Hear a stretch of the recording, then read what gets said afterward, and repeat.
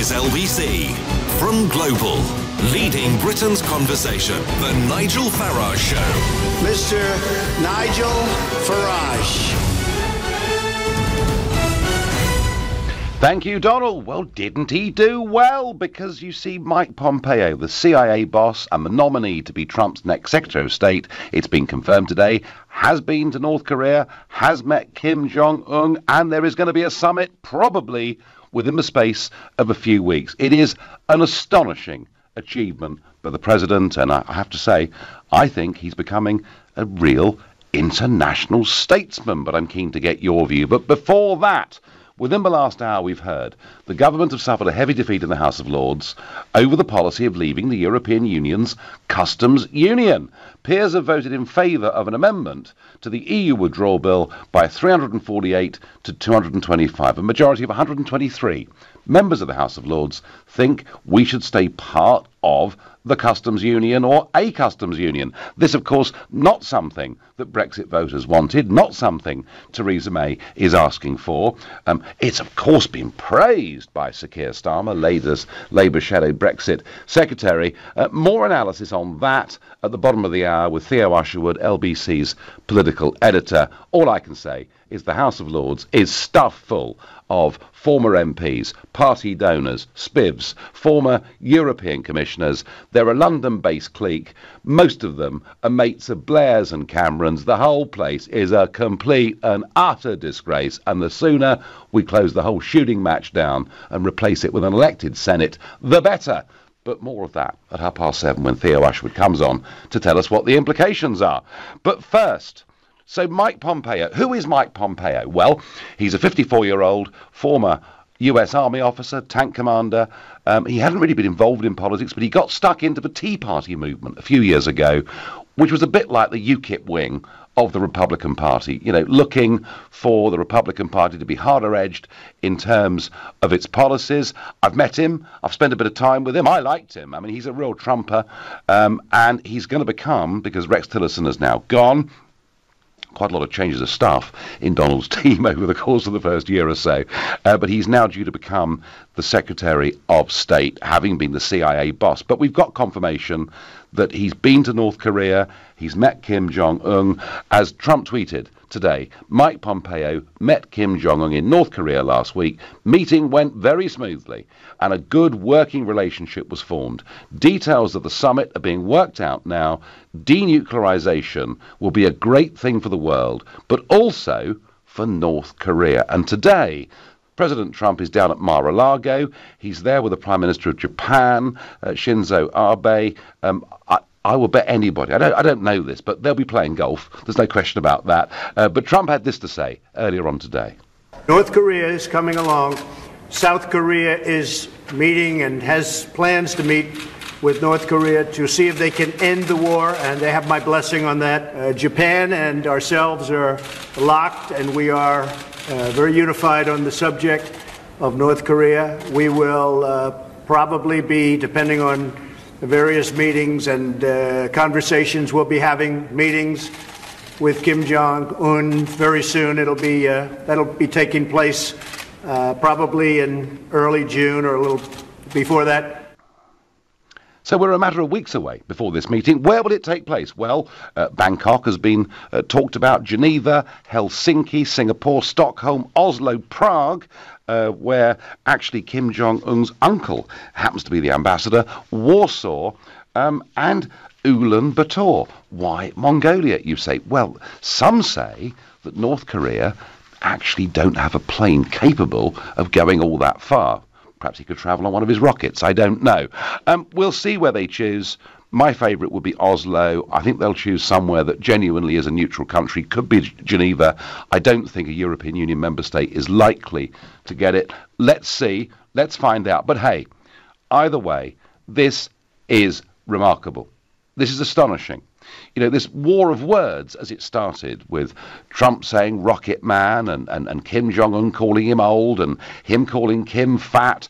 But actually, you know, what Trump has done, rather than ignoring this potential growing threat from North Korea, he's confronted it head on and he's persuaded China to actually put some very tough sanctions in place. I think the reality is that North Korea is being starved into these talks. That is my view. But it doesn't really matter. Trump has made things happen. Now, look, you all know that I am a President Trump supporter, and I'm going to put it to you that Trump, through this, is now becoming an international statesman. So tell me, do you agree with me? Is Trump, has he now exceeded all expectations?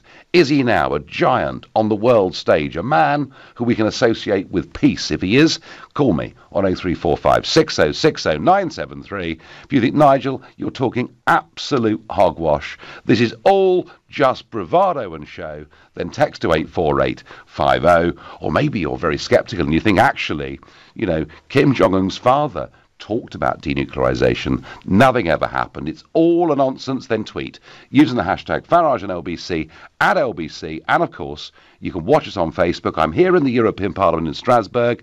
I'll have some things to say later, more things to say about President Macron yesterday and why he turned up 20 minutes late to give his speech. You won't believe what I'm going to tell you on that.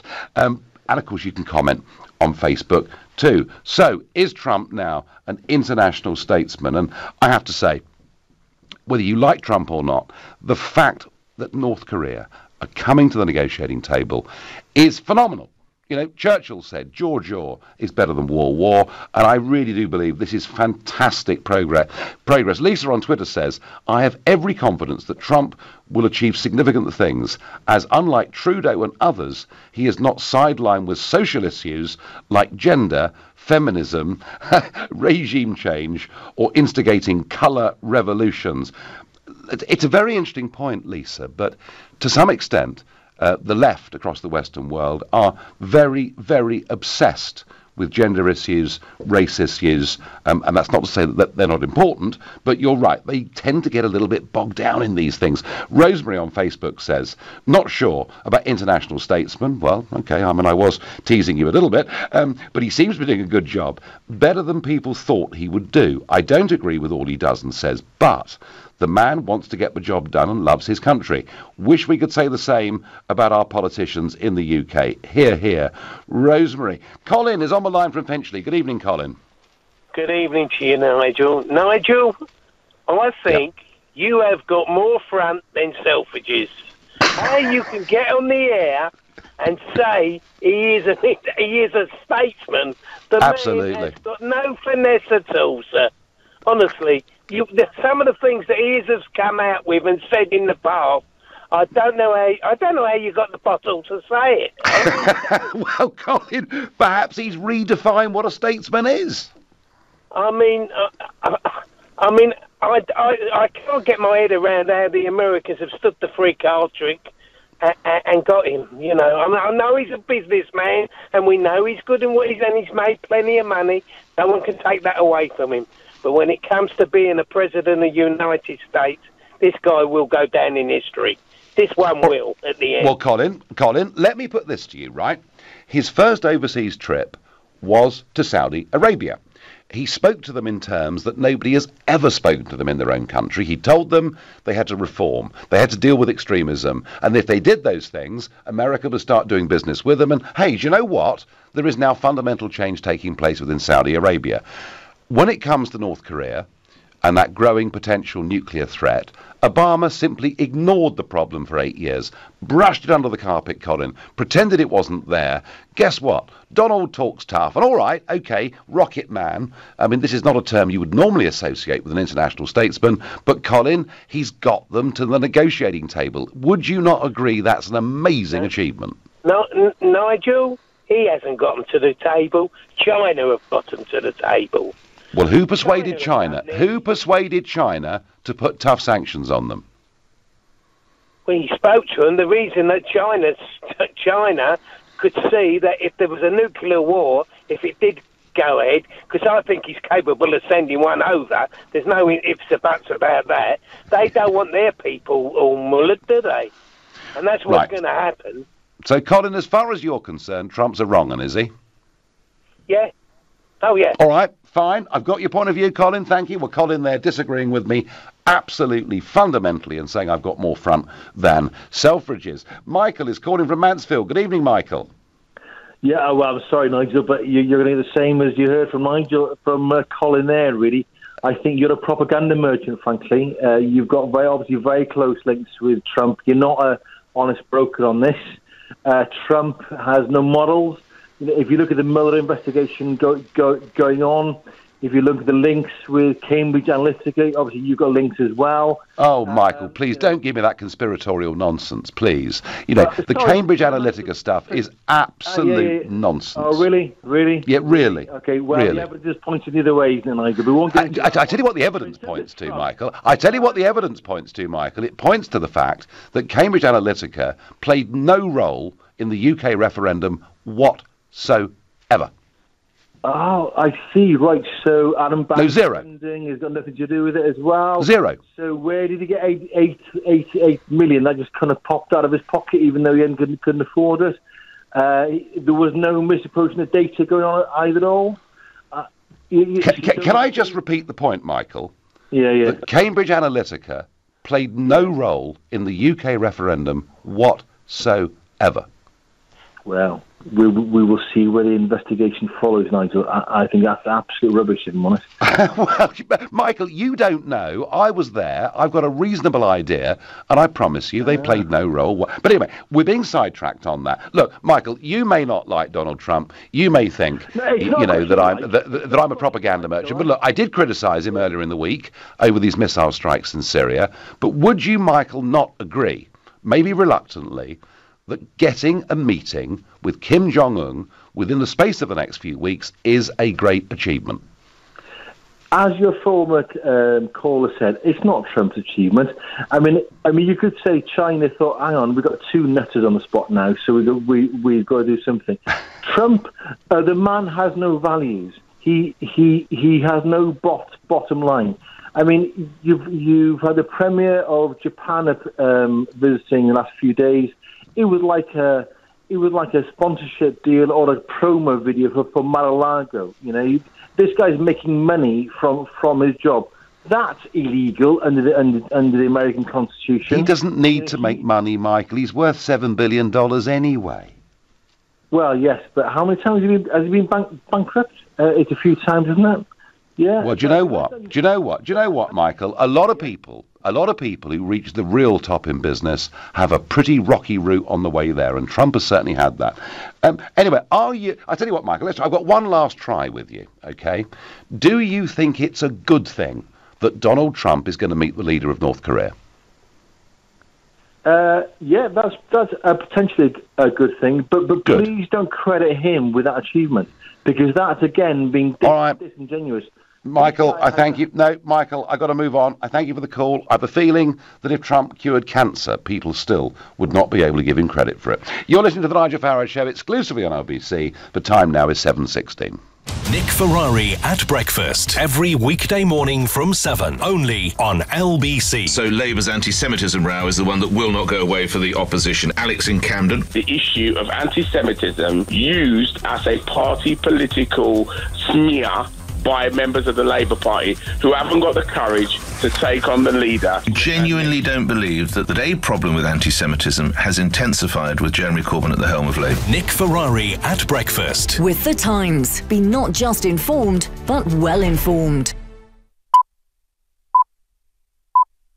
At the third stroke, the time sponsored by Cunard will be any time you like.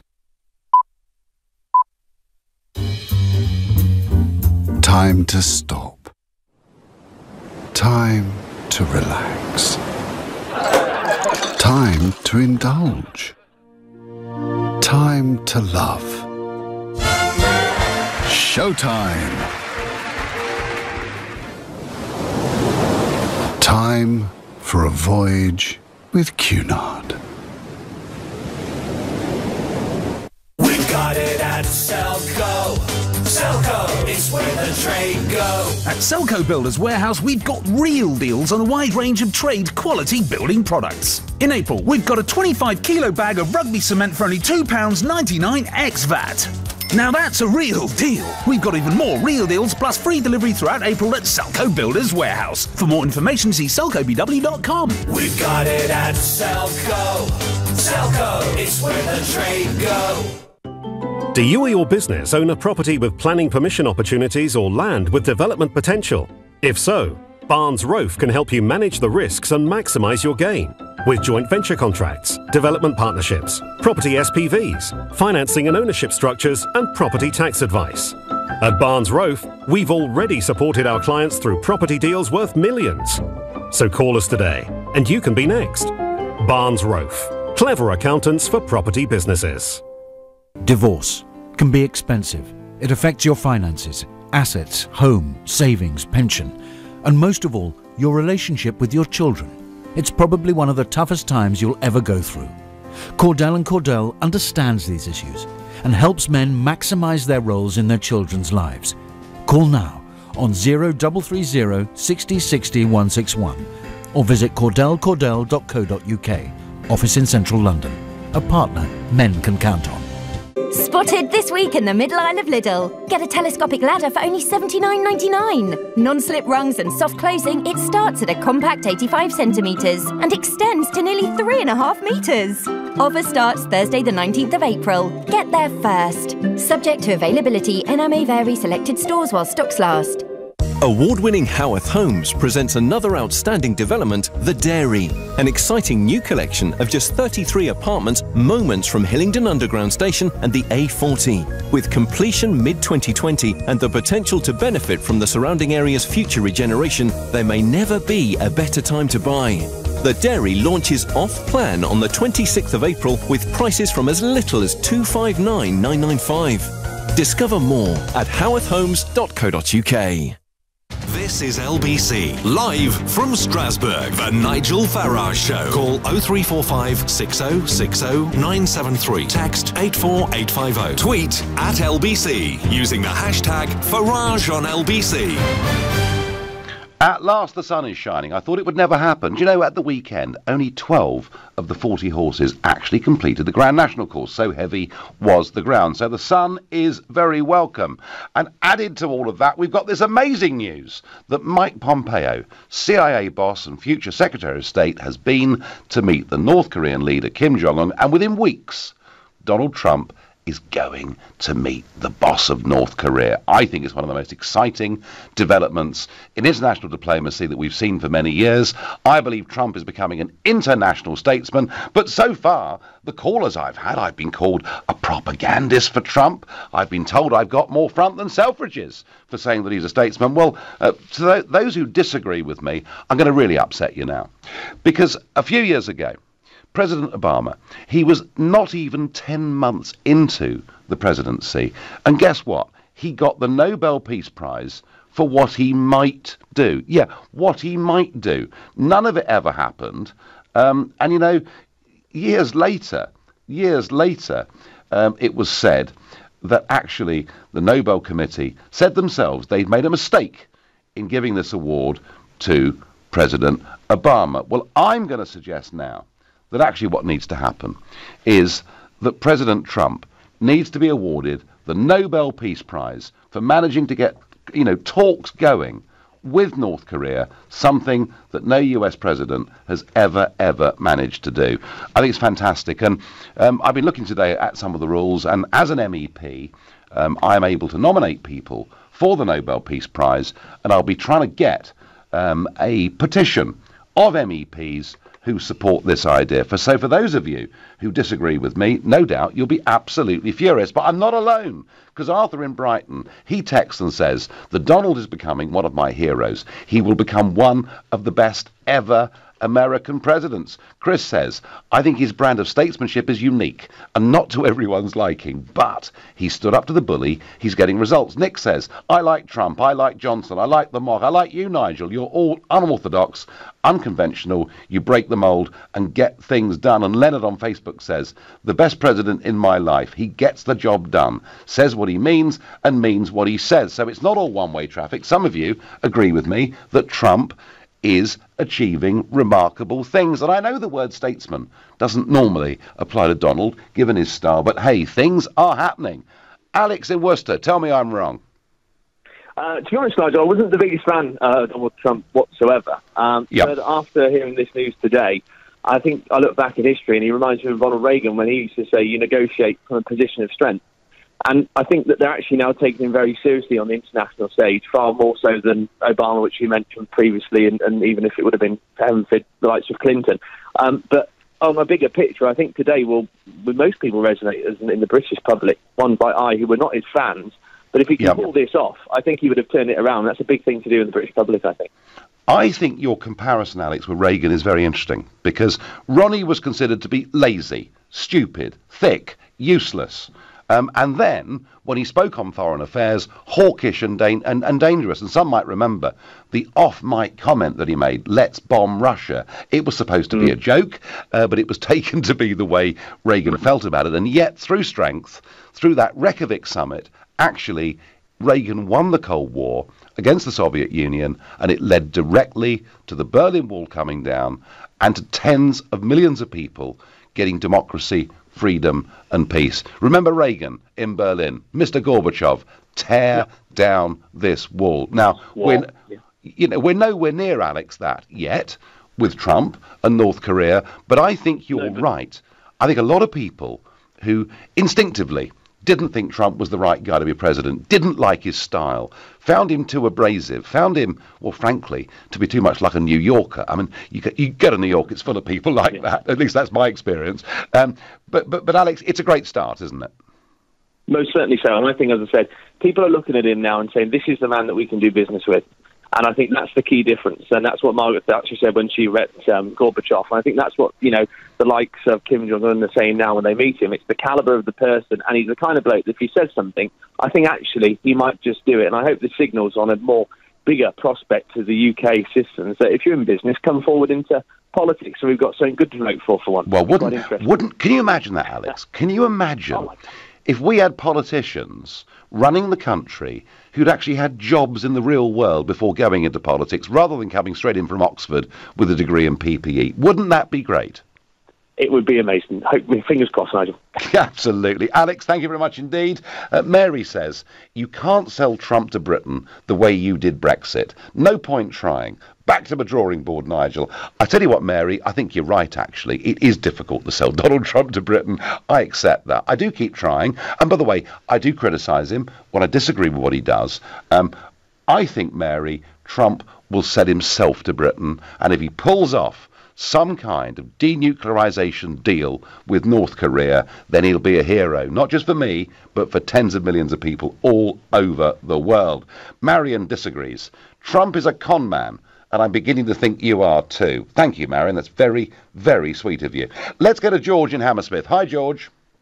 Hi, Nigel. I think what you just said about Obama really sort of sums up why there's so much hype around Trump and sort of why it's so too soon for that, really, is Obama did get awarded the Nobel Peace Prize too early before any achievements happened. And I think it's the same with Trump, is he hasn't actually achieved anything yet in North Korea. I'd say he maybe made a faux pas with sending Mike Pompeo, being such a high-profile person in the administration.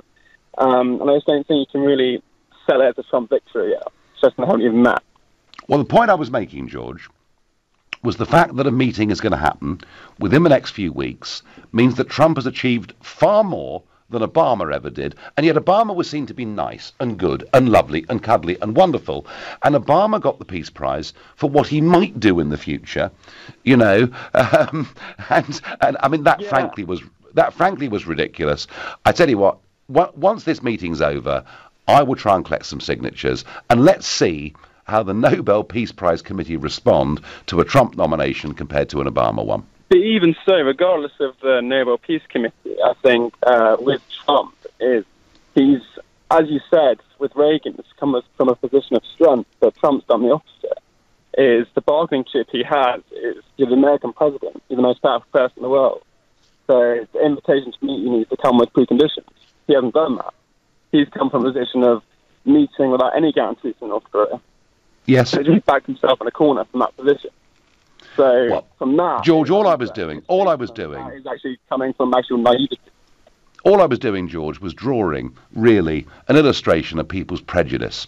Because there are so many people that see, oh, someone's good, someone's bad. Obama's good, Trump's bad. Actually, Obama's achievements in foreign policy already massively outweigh anything Obama ever did. But I get the point, George.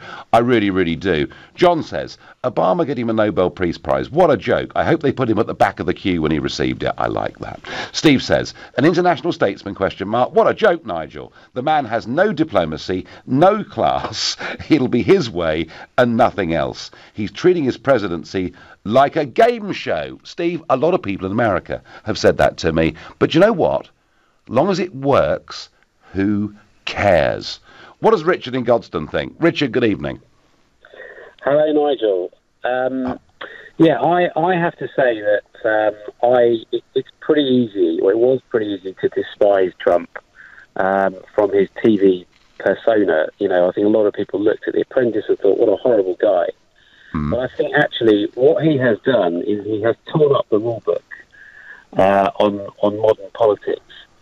And he's come in with a very business-like attitude, and come in and within the space of 12 months has achieved a huge amount because he is of the opinion that politics is business and business is politics, and ultimately you've got to get things done, and you have to do that by threatening people, whether they like it or not. You threaten them with things that they don't like, or you offer them things they do like, and that is why he's been so such a divisive figure, because people like Obama and Cameron and all these politicians that come off straight off a factory line, they are so neutral. I agree. They're all vanilla, aren't they? Really?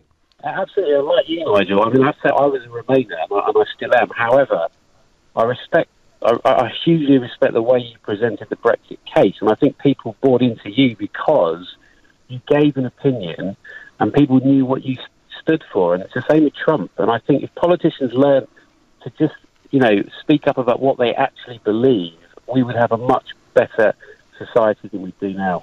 Richard, thank you. Kind words. Thank you very much indeed. And somebody else there saying, wasn't too keen on McDonnell, but hey, he's beginning to deliver. You're listening to the Nigel Farage Show, exclusively on LBC. The time is now 7:30 and time for the news with Thomas Watts. The government insists it will press ahead with its plans for Brexit after 2 defeats in the Lords on key legislation. Peers have voted in favour of forcing the Commons to look again at the possibility of remaining in a customs union with Europe. The Home Office says the number of Windrush migrant cases it's reviewing has risen from 49 to 113. The Home Secretary, Amber Rudd, has been summoned before the Home Affairs Select Committee to answer questions about the scandal. A man's been jailed for at least 12 years for deliberately trying to infect 10 men with HIV. The 27-year-old met 8 of his victims on Brighton on a mobile dating app. LBC weather, staying warm with most places getting some evening sunshine, the odd spell of rain in the northwest, an overnight low of 9 degrees. LBC travel, the A1M is closed northbound approaching Junction 6 for Welling for resurfacing work, and it's causing queues from Junction 4 for the Hertford turn-off. A few accidents to tell you about, and it's queuing on the M11 southbound between Junction 6 for the M25 and 4 for Woodford, and on the M25 itself, very slow anti-clockwise at Junction 2, which is the Darrett interchange. In Chiswick, the high road is closed eastbound near to the Chiswick roundabout, and that's causing queues. LBC travel, I'm Charlotte Downs. This is LBC. Oops! Spag bowl. But if you're one of millions that experience joint or muscle pain, even cooking can be a tall order, especially at the end of a long day. Turn to Voltarol for targeted pain relief. We're experts in body pain, so whether it's osteoarthritis, joint pain, or you overdid it in the gym or in the kitchen, we can help get you moving again. But it won't do the dishes. Voltarol, the UK's #1 selling pain relief gel. Based on sales data, Voltarol Emigel P contains diclofenac diethylammonium. Always read the label. If you started your own furniture store today, I doubt you'd call it Fishpools. But if the year was 1899 and your name was Ernest Fishpool, well, it was, and he did. Today, Fishpools in Waltham Cross is one of the largest furniture stores in the southeast, with a huge range of modern and classic styles. For up to 25% off and to view our new season furniture, flooring and home accessories, visit fishpools.co.uk. That's a website, Ernest. Even if you only employ one person, you have to provide a workplace pension. It's the law. Get to know your responsibilities with help from the pensions regulator. Visit workplacepensions.gov.uk. It's in my hair, my eyebrows, it's even up my nose. They make painting look easy on the telly, but let me tell you, it's not. The wall looks like it's been finger painted by a giant child. Who's going to rescue this? Oh, relax, relax. It's Trust a Trader. Actual professionals who know what they're doing and don't leave the place looking like, well, my face. Now I can concentrate on the important stuff. Whispering peach or dirty mayonnaise. Visit trustatrader.com. Trustatrader.com. Come to the Galliard seminars to learn how you can purchase a brand new apartment from under £150,000 with Help to Buy. Help to Buy is a government scheme that allows first-time buyers the right to purchase a home with just a 5% deposit.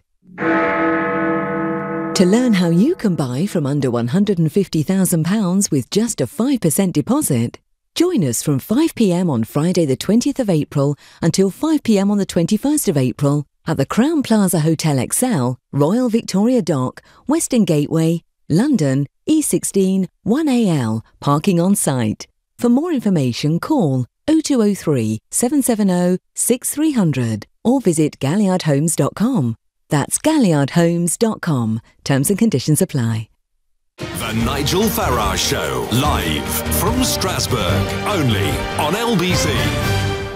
As CIA boss goes to Pyongyang and shakes the hand of Kim Jong-un, brokering a meeting between Kim and President Trump within the next few weeks, I'm saying to you that I believe Trump has now become an international statesman. I'm asking whether you agree with me. But before we get back to that, I've got to go to LBC's political editor, Theo Usherwood, because things are happening in the House of Lords today. Theo, hello. A big, heavy defeat for Theresa May in the House of Lords. Good evening, Good evening. Nigel. Yes, it was bad news for the government. Lord Adonis, Lord Kerr, who of course authored Article 50, put down an amendment to the EU withdrawal bill asking the government to explore options to remain within the customs union. That particular bit of detail is important because this wasn't about keeping Britain within the customs union, it was simply to explore options. And the Brexit department has been very keen to point that out. Having said that, the government lost really heavy defeat. 3-4-8 plays 2-2-5 on the amendment. 24 Conservative peers included within that number, people like Lord Lansley, the former Health Secretary, Lord Deben, the former Environment Secretary, a.k.a. John Gummer. And get this, you'll really like this fact, if ever you want, for those who have got suspicions that this is all about the establishment, every single one of the living cabinet secretaries voted for the amendments. Yeah, surprise, surprise. Former cabinet secretaries, they all voted for the amendments. So I'm sure that many of your listeners will feel, another stitch up. But of course, in itself, Nigel, this vote is not important. The trick is, or the key bit is, will it give power to the elbow, people like Anna Soubry, Dominic Grieve, Ken Clarke, who might be tempted to, when the bill comes back at the end of May, to actually uphold one of these amendments. And indeed, when it goes to a later stage, committee stage in the House of Lords, there could be something much more substantive about keeping Britain within the customs union. And there are more votes to come tonight, I believe, Theo. Yeah, more votes to come tonight. And that's the crucial thing. This is about sending a message from the House of Lords. The key bit is, do MPs, remain Tory MPs, pick up the baton, now feel they've been emboldened, link up with Sir Keir Starmer, Chukwuemeka, the SNP and the Liberal Democrats, and actually uphold one of these amendments, tying the hands of Theresa May and, in effect, signing Britain up to a really soft Brexit. That's why this vote's important. Does that actually materialise into something substantial? I'm quite sure that Brexit voters will be viewing the House of Lords tonight, and the former cabinet secretaries and of course the former European commissioners with total and utter contempt. I want the whole thing abolished. How many defeats do you reckon they can get over the course of the next couple of days, the government? It could run, we could be talking half a dozen or so. But the key thing is what happens when the bill comes back to the House of Commons. Do Conservative MPs say, well, look, actually, it's really important to give Theresa May an open hand. It's really important that when we're entering this final if you like, furlong of the negotiations, setting up that trade deal, that we don't try and put the stoppers on Brexit. We acknowledge that we're coming out of the customs union and the single market as part of that deal. But of course, the risk from Leaver's point of view is actually they think this is a real opportunity. We've got the chance here to keep Britain within the customs union. There's something substantial comes down the tracks in terms of that. In terms of that, it's not just about exploring options. Actually, it means keeping Britain in the customs union. That happens, and then of course the whole concept of leaving the European Union lock, stock and barrel becomes obsolete. Well, it's not what we voted for, Theo. Thank you very much indeed. That was Theo Usherwood reporting on the House of Lords, as ever, standing up for the European project. Now, of course, one of the big rows this week in the Commons and through the country has been the Windrush scandal. Clearly, some sort of extraordinary mess-up that's happened within the Home Office. And Jeremy Corbyn was firing off on this today during Prime Minister's questions. Let's listen to him. Yesterday we learnt that in 2010 the Home Office destroyed the landing cards for a generation of Commonwealth citizens, and so have told people we can't find you in our system. Did the Prime Minister, the then Home Secretary, sign off that decision? Prime Minister. No, the decision to destroy the landing cards was taken in 2009 under a Labour government.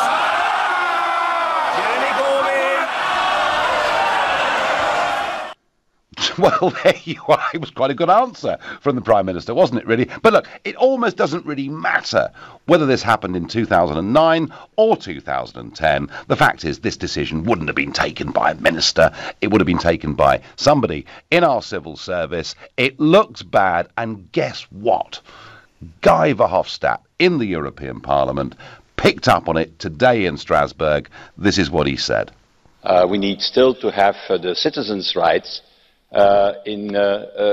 completed, because certainly after the Windrush scandal in Britain, we want to be sure that the same is not happening to our European citizens, and that there is no bureaucratic nightmare there. So we will organise, President, with the Home Office on the 24th of April, next week, a special session with the Home Office for 5 of the committees.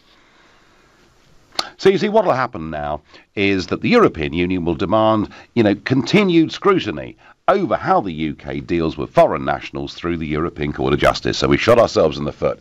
Back to the Donald, back to Mike Pompeo going to Pyongyang, back to this big meeting, and to me saying to you, I think Trump's becoming an international statesman. Well, let's go to California.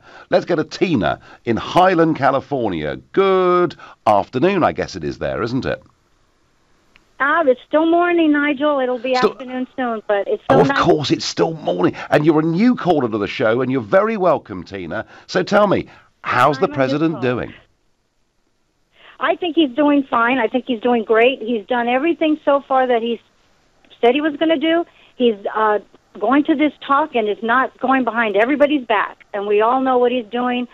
Some people don't agree. I'm very skeptical about him in the first place, and this is a pro-Brexit, and now we're a pro-Trump household, so I think everything he's doing so far, we have to give him a chance. He's done a lot more than anybody else has in the past.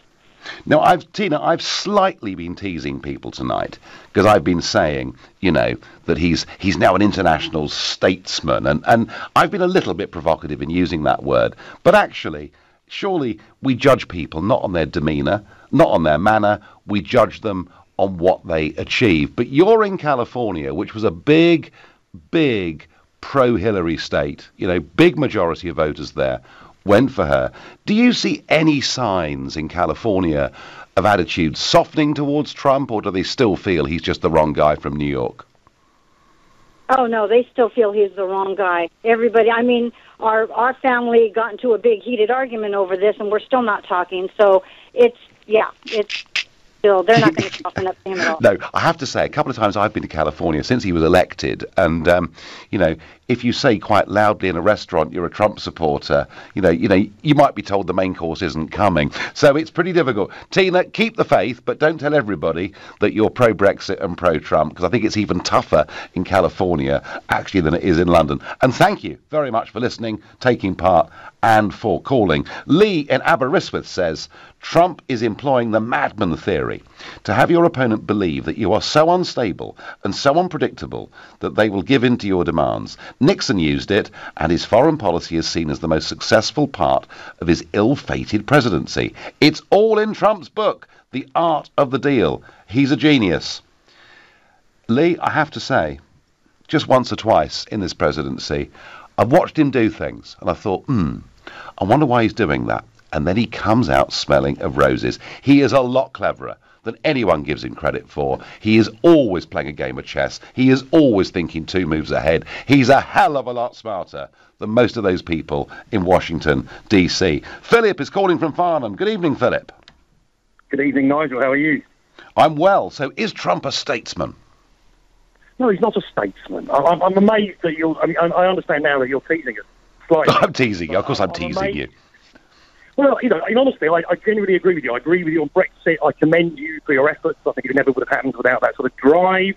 And I hope it all resolves itself at some point in the near future.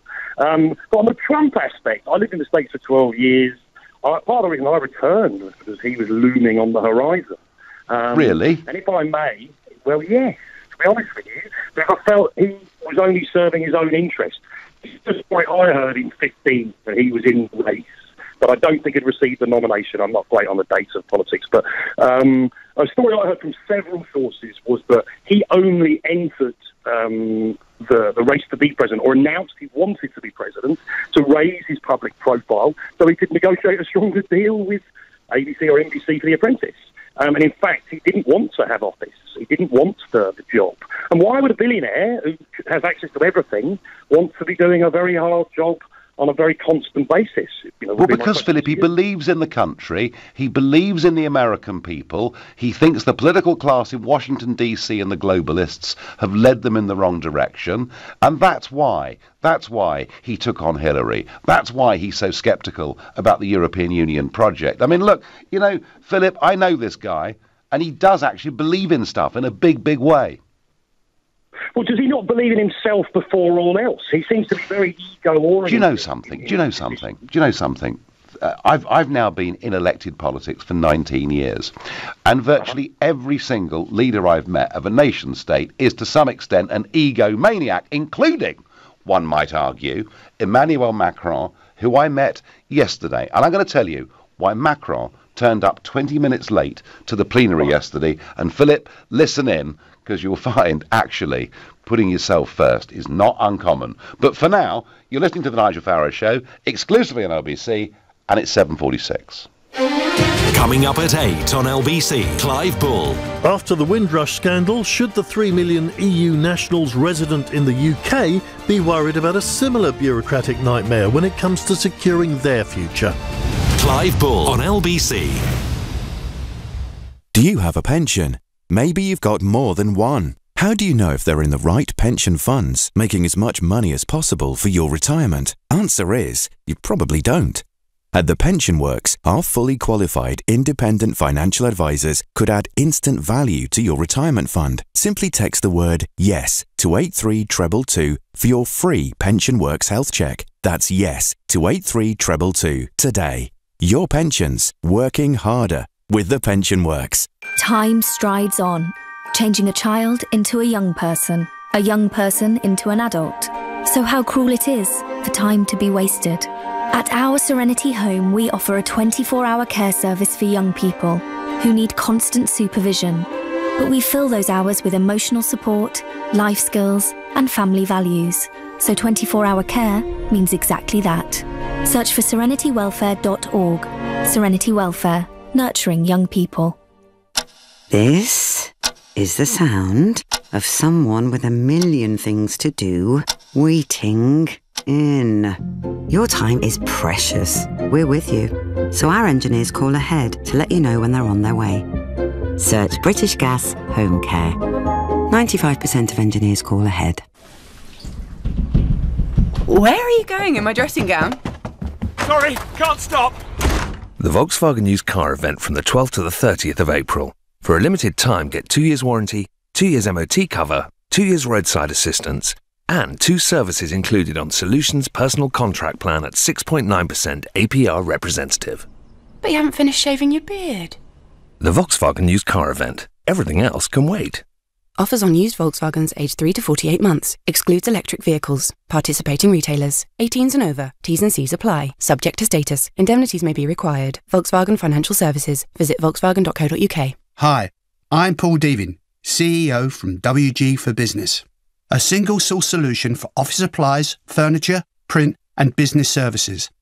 If you're a company director or partner, we could save you as much as 45% on your office supplies and services with our comprehensive and free corporate spend audit. Find out more at wgforbusiness.com or text the word audit to 87007.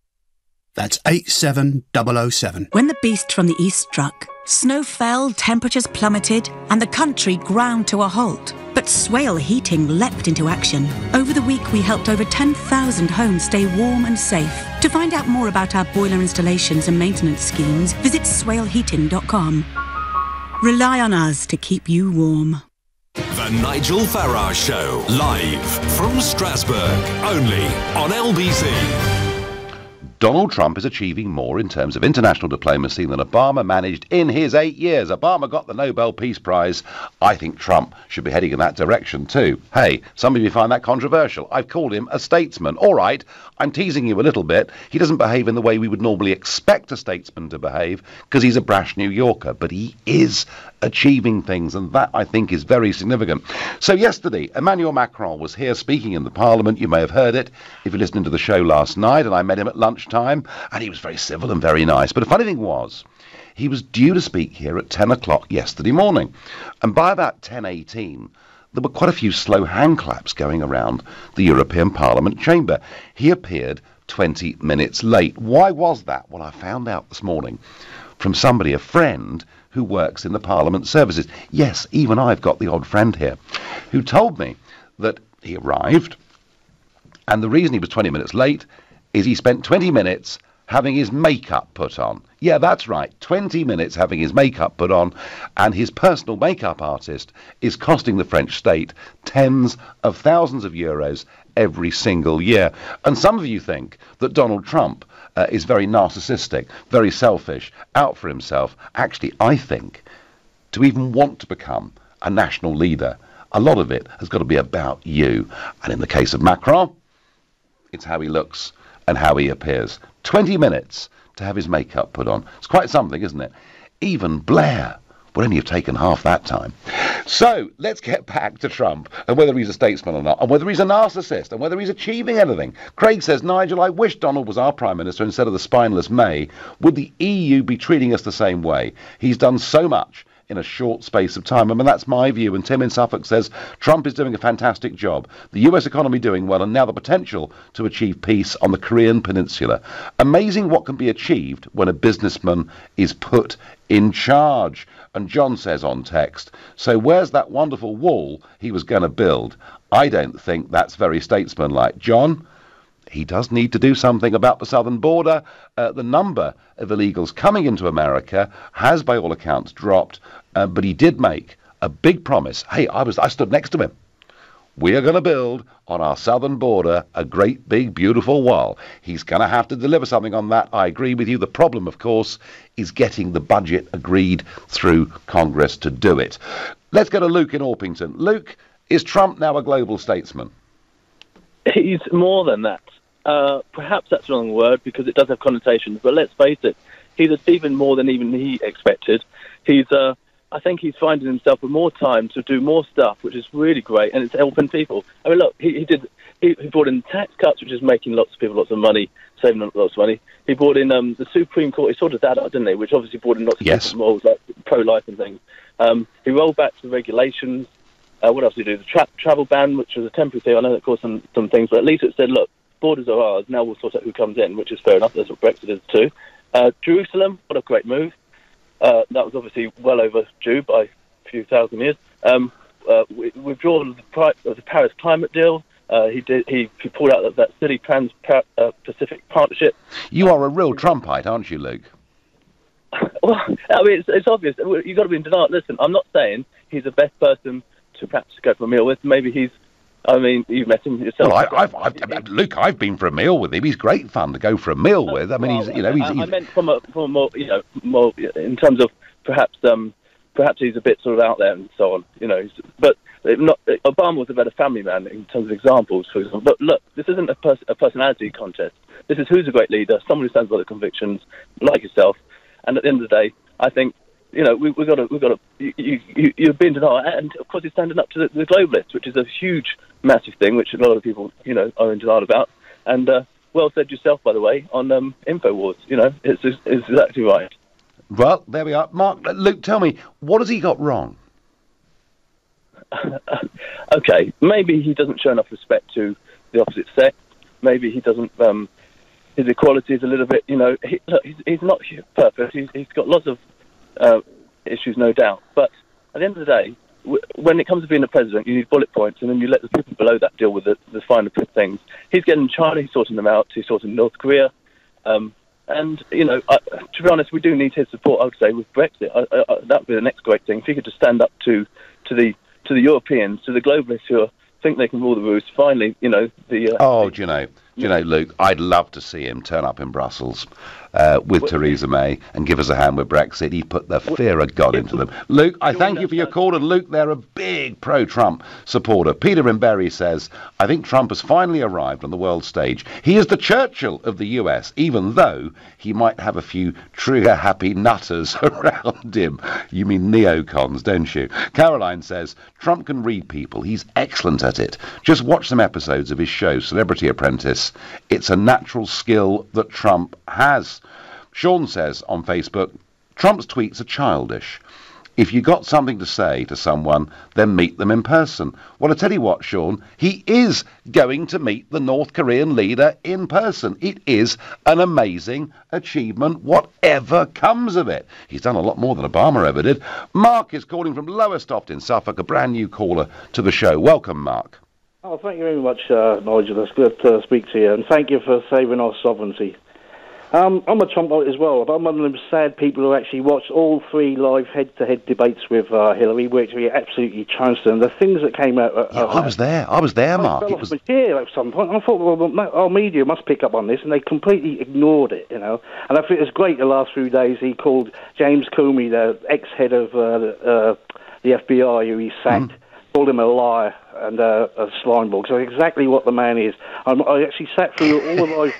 Nigel, I sat through the whole debate where they actually grilled Comey in front of the Senate, and he lied to the Senate, because I had to jot it down, to be honest with you. On May the 3rd, in front of the Senate, he was asked, quote, did you leak or have you ever been an anonymous source for any of the news reports? He replied, never.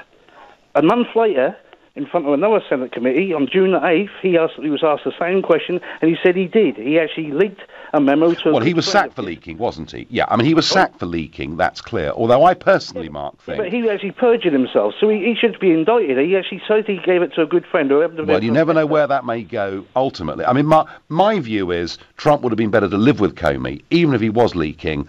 I think sacking Comey was a huge mistake. I think sacking Comey has led to the Mueller inquiry.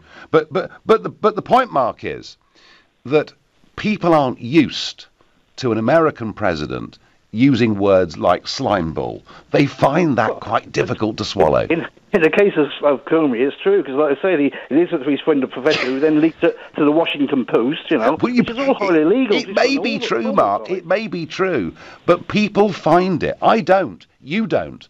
But people find it hard to take Trump seriously, given some of the language that he uses. Nigel, it's not maybe true, it's true. It's what he testified in front of Congress. He said he leaked it to his professor friend at the Columbia University, who then leaked it. So this is top secret material. This is illegal. And he leaks it to the Washington Post. That's where the leaks were coming from. All right. Is Trump a statesman, Mark?